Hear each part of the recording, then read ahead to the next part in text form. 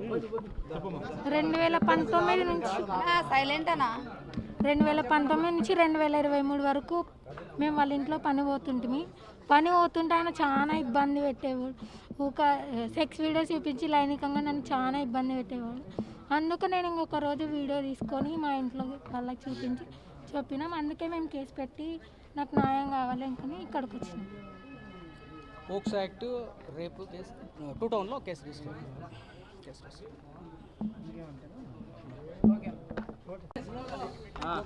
మరోసారి స్టార్ట్ చేయండి.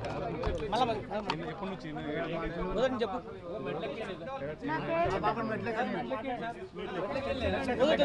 కానీ 2023 వరకు నేను వాళ్ళ ఇంట్లో పని చేస్తుంది. చెప్పు.